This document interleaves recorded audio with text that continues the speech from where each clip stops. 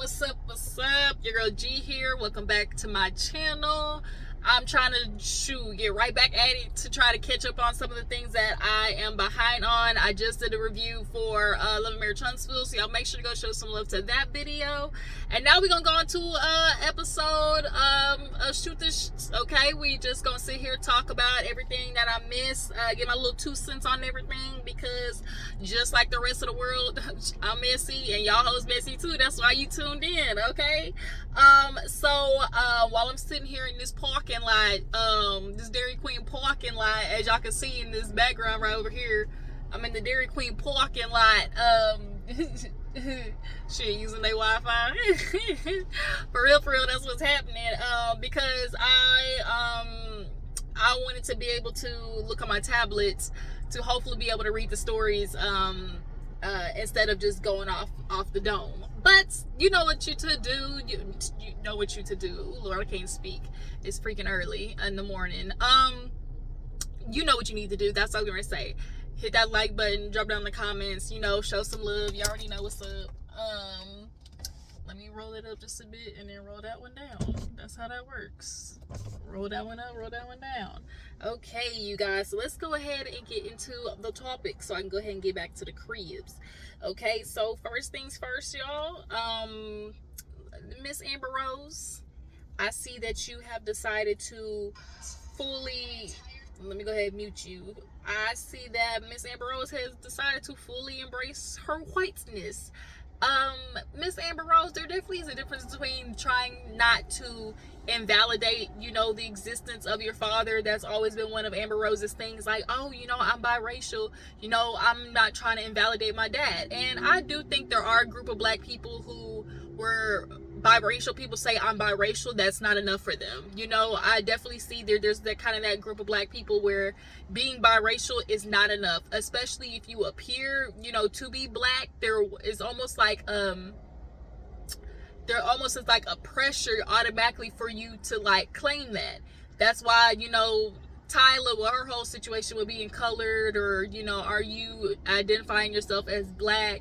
You know, black people, y'all gotta stop doing that. Like, you know, in those regards of feeling like, okay, telling a biracial person, like, you gotta pick which one, that's not fair. But also, you know, being a biracial person, you do, you know, you obviously are aware about how you show up in the world. And there are some biracial people who, you know, just say, yeah, you know, I'm black. And then if you know them, or when you dig deeper, you know, then they'll review like, you know, I'm biracial. But if you appear in the world, you can say I'm biracial all day, but when you get pulled over, and if you look, you know, black like this and not like this, you know, shots fucking Daniva, you know, all that biracial should go out the window. But for Miss Amber Rose, she basically said, Amber Rose said that these are my people, this is where I belong. Trump, basically society under Trump will be richer, and families will be, you know, more, family units will be basically more present. And it's just kind of like, forget the whole black and white aspect of it. As a woman, this is where it's just like, as a woman, Miss Amber Rose, this is really the approach that you want to take? Ooh, girl. And you look stupid as hell with these two thrasher and slasher and hashling and slashers on top of your forehead for these boys that you got them literally on your forehead looking stupid. And then this just it's the RNC, whatever the hell the RNC is. What is it? Republican National Convention. You know, some people are saying that Amber Rose was used as like a tactic, or like a Hail Mary, you know, obviously for the Republican committee. They do everything they can to try and, you know, reach the black community, because we know with all these politicians, it's, you know, everything is always hindered upon the black vote, okay? And I don't know if white people, y'all, are just so merely out of touch to think that black people quit Amber Rose, because we don't. I think sometimes white people get confused, like, okay, we want to reach the black people how we see black people, you know? Like, y'all keep trying to reach black people using white people standards. Like, y'all are using Amber Rose, which is like y'all's version of the acceptable black, you know, that like light skin, a torch of color. And I think that, you know, when white people try to have this thing where they relate to black people, they don't know how to pick them. Y'all got Omarosa, y'all got Candace Owens, now Amber Rose. Like, when it comes to black people and the Republicans, y'all just don't know how to pick them. But Amber Rose, it's giving real pay to play. Okay, that's what it's giving to me. It's giving real. The money runs deep, because we know the racist white people, the way they be able to maintain being racist is with the money. Okay, they pay people off. But Miss Amber, you know, I really hope this ends well for you. Trump, I can't even take that man seriously. Let's go ahead and get into his an assassination attempt. So if you were under a rock, y'all, I woke up and literally just saw assassination attempt, Donald Trump, and I was like, when I tell you my eyes rolled so hard, them bitches could have fell out of my eye sockets, because it's just like, I immediately didn't think none of it was real, because Donald J. Trump views his life as a reality TV show. And then the way that he stopped and did the whole fist moment, like he was on goddamn Breakfast Club at the end, where old dude, you know, throws a fist up on the football field. And it's like, bro, you so unoriginal that you sitting there trying to start a revolution with a symbol that's already, you know, spoken for. How you trying to use the black pride symbol as the white symbol, as the white, you know, call to chaos? Because we already know that he operates fully on controlled chaos. It's chaos, but it's his controlled chaos. And he always is igniting it. I definitely feel like it was like in his mind, he just knew, you know, somebody trying to shoot me, and I come back with the, you know, yeah, you know, they can't take me down. This was supposed to be the start of a whole revolution. That's what that was supposed to do. Like, in his mind, you can just see, like, he wanted this moment of, like, they can't take you down, like, they can't get rid of us, like, you know. And then at that, the people wasn't moving in the stands because the president wasn't moving. They started thinking like, oh, this is just fun and games, you know, I don't need to be running because shit, the president's still right there. How you talking about it's an assassination attempt but you still on stage?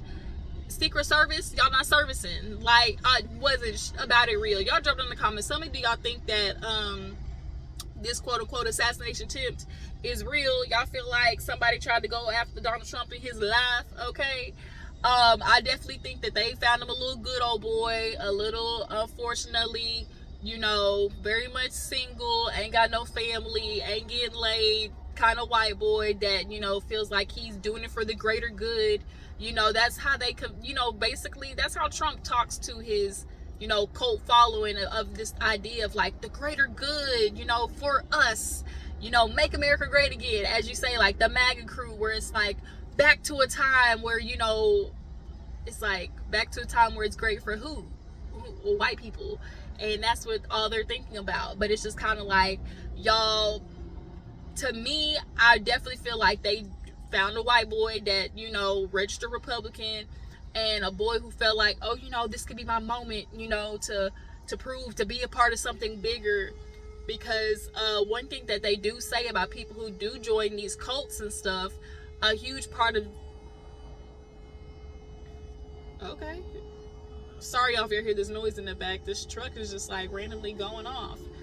I don't know what's going on over there. I don't know if y'all can hear it, but a huge part of you know, cults, how they draw people in is just the feeling of like belonging to something, you know.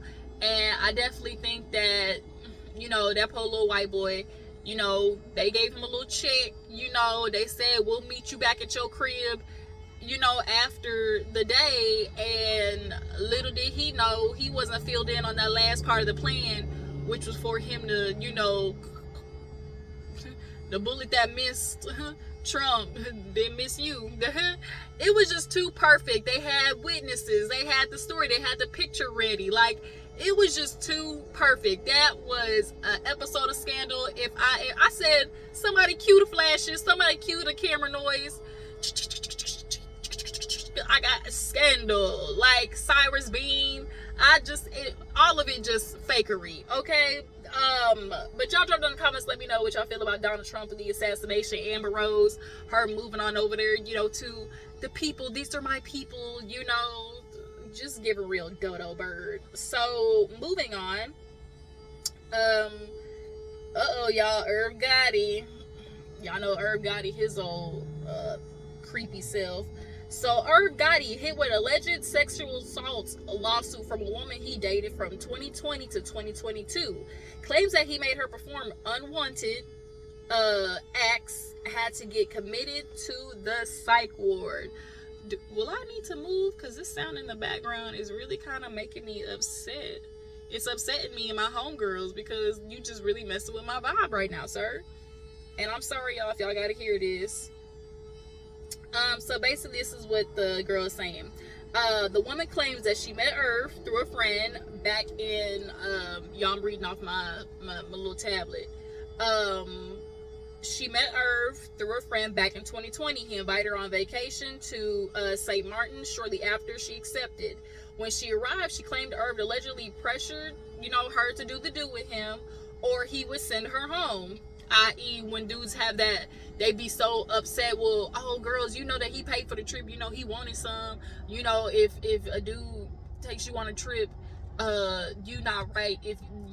Basically, a woman is scheming and setting herself up when she accepts a trip, but knows that 9 times out of 10, the nigga gonna want some. He gonna want some coochie. He gonna want some cootie cat. He gonna want to stick that beefcake somewhere around your body. But no. He used his power and influence, as most men do, and this girl basically said due to his power and influence in the music world, she complied. When the trip was over, the two kept in touch, started dating, and eventually progressed into a relationship, which she claims was filled with constant abuse. The way Irv talk, he seems like he minimizes people a lot.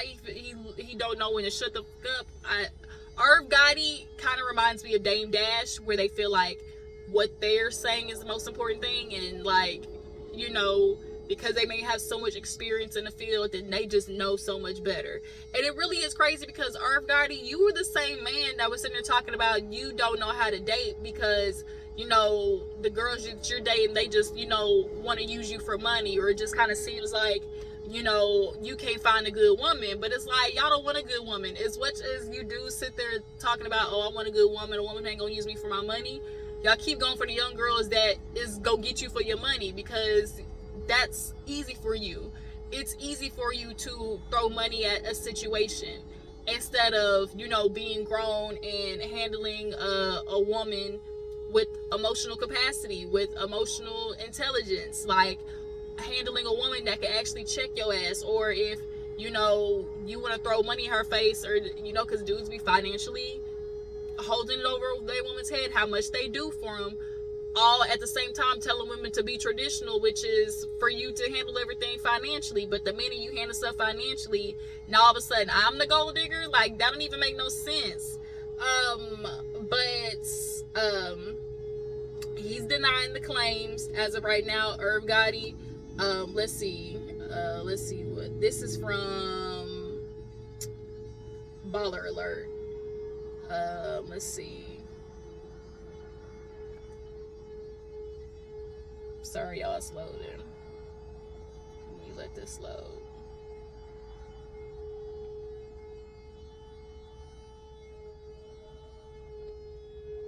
Let me see.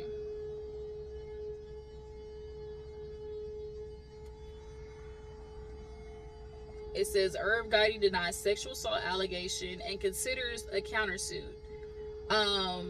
It says TMZ reports Gotti's team responded to a civil lawsuit filed by Jane Doe in Miami-Dade County, Florida, calling the plaintiff's actions questionable. According to Gotti's rep, the suit came after Gotti refused to pay money the plaintiff allegedly demanded. The lawsuit contains a single page of facts, which are unsworn to, sparse by any measure, and which Mr. Gotti categorically denies.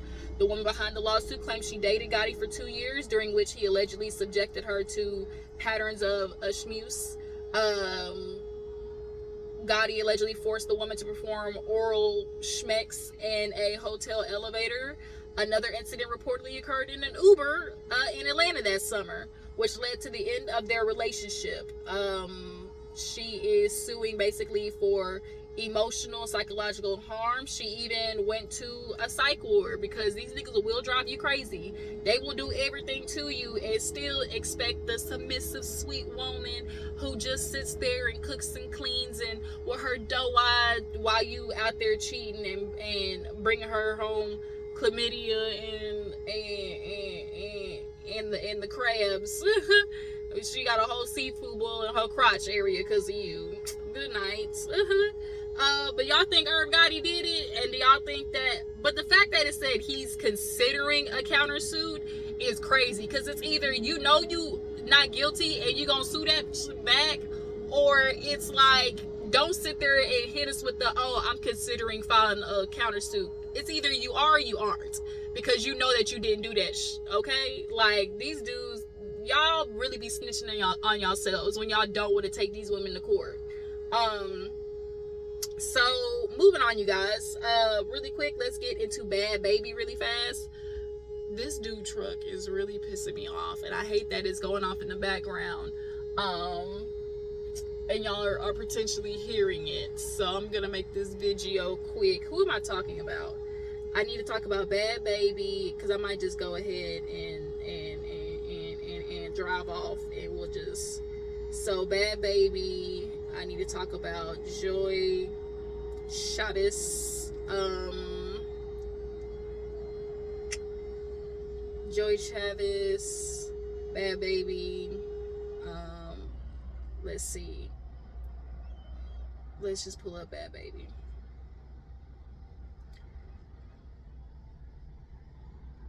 So this is from the Shade Room. It's Bhad Babie, and she posted a story of her and baby daddy just all lip locked, we'll just put it that way. And she really got pissed off when people were telling her she was gonna go back, and then you sitting there dropping in the comments talking about, oh, what got you hoes thinking that I'm going back? Well, girl, you literally said you love this man more than you love yourself. So that one sentence alone tells us everything we need to know. Like, anytime a person loves another person more than they love themselves, 9 times out of 10 they're accepting very bad behavior and using love as the scapegoat to handle it. And not only that, you know, you had this man baby, you know, you're financially covering everything. I'd be damn if I really, she talking about she made $57 million in 3 years, and all of a sudden she get burglarized. First of all, peep your nigga, okay? He had something to do with it, all right? But you paying for everything, because we know she paying for everything. You got the household, but yet this man is swinging you around the front yard, your house, and it's just audacity. And here it is, Bhad Babie, you think posting it on social media is gonna make him look at himself and be disgusted with his actions? It's not. Literally, the one thing that's gonna make him, you know, not change or like influence him to change is going to be his own, you know, self. He's gonna have to want to do it, and that's something that women are gonna have to learn, is to stop feeling like, you know, it's our responsibility to help these dudes heal, and, you know, y'all accept his bad behavior because it's like, oh, he grew up, you know, he grew up getting beat up all the time, and, you know, his dad wasn't in the picture, and y'all know all the sob stories that niggas tell, so you excuse their bad behavior. You know, I ain't know how to be a dad, or, you know, I'm so messed up, shawty, you know, I just can't never, and then they do the guilt trip shit. I ain't never had nobody ride for me, you know, everybody always leave me in my life. It's just such bullshit, okay? But, you know, I also can't get mad at Bhad Babie for being a product of her environment. I really find it so unfair that a lot of times men, especially in situations when y'all sitting there constantly judging women, talking about, oh, choose better, you should have picked better, when it's like y'all are getting upset. How dare y'all really truly get upset at women for becoming a product of their environment? I can't expect anything else from Bhad Babie, because look how she grew up. She grew up in a cash me outside, I'm fighting my own mama type situation. I don't think her daddy clearly was inconsistent, and it's always a thing of like, not, you either don't have a dad or a father figure in your life, or the type of men that you do have in your life ain't giving the best example. So either way, as a girl, you typically are picking the wrong men. But yet the only men think that women picking the wrong men is only a teller about the woman, you know, like it's only that type of accountability only is, you know, surrounding the woman, and like a man don't have nothing to do with it, when absolutely a man has everything to do with it. He's the first person to fail, as the example is the man. So it's like really amazing how y'all really think all the actions that women take, a man in some way isn't supposed to take the blame. And it really is crazy that y'all understand that all these women are picking bad, but y'all don't want to acknowledge how you pick your man based upon your dad, right? So if all these women are picking bad, what seems to be the common theme between all these daddies then, if all these women are being told to choose better? There must be a common theme between all the dads. If all these women around the world and around this country are having the same issue with picking, then there's got to be something in common between all these dads. I wonder what it is. Is it the cheating? Is it the gambling addiction? Is it the drug alcoholics, Is it, he can't keep a job? Is the fact that he's abusive? It's all of them things, right? But let's just keep blaming women for not choosing better. But Bhad Babie, she's only like 22, 23, so it's just kind of like, I don't expect nothing less from her. I just really hope that she gets out while she can. That's literally the only thing I can say is like, girl, I know it's always about press of like, oh, he won't do nothing to me, but it's just like, girl, you don't even want to take that chance. Like, that's the last thing you want to do, is try to take the chance of a nigga doing something to you. Because they will, because they're resentful, and he's probably swings you around half the time because he hates the fact that he living up in your house, that you're the one that's providing everything. Men will love to complain about women being too masculine, but y'all show is benefiting from her masculinity, her being her masculine. Y'all sure ain't got no problem taking that money that these women give you, or accepting the fact that she put your car in her name, that she's co-signing shit for you. That's real masculine. Or the fact that some of these women is taking y'all jail sentences, they taking the charge for you. That's real masculine, but y'all ain't got no problem about that, right? Okay. Like I said, Bhad Babie girl, I really wish you well. And then also too, you could tell just by the way she was justifying it with the, I know I give him hell, y'all know I give him hell. Like, a lot of times too, people will see, aggressive women or just women who are very outspoken and justify them getting their ass beats in a relationship because it's like, oh, she probably run her mouth. There's always like this narrative that a woman who in the outside world is very boisterous is going to be the same in her relationship, when in fact it's actually going to be the opposite, because they do know they appear in the world so quote unquote masculine. They're doing everything they can in the relationship to absolve that, which means half the time allowing they nigga to treat them like so he feel like a man. But let's go ahead and move on to the last topic. Let me turn this car on. Let's see. I don't think I'm missing anybody else. Last but not least, oh Lord, my scalp is itching. Oof. When that scalp itch. Oof. Sorry, y'all, my scalp was itching. Miss Joie Chavis, y'all, this is from the Shade Room.